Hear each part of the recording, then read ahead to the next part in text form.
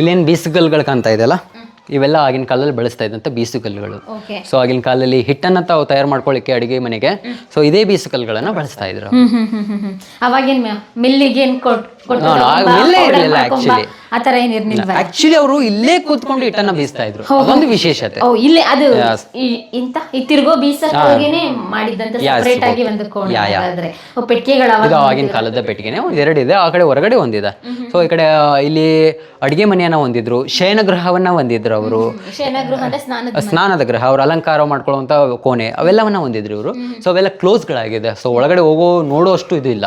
So ಎಲ್ಲ ಬಿದ್ದೋಗಿದೆ ಒಳಗಡೆ. So ಇದು ಎಕ್ಸಿಟ್. ಈ ಎಕ್ಸಿಟ್ ಎಲ್ಲ ಹೋಗ್ತಪ್ಪ ಅಂದ್ರೆ ಅವರ ಒಂದು ಬಾವಿ ಇದೆ ಈ ಸೈಡ್. ಅವರು ವಾಡೆಗೆ ನೀರನ್ನ ಸಪ್ಲೈ ಮಾಡ್ಕೊಳ್ಳೋಸ್ಕರ ಒಂದು ಬಾವಿ ಇದೆ.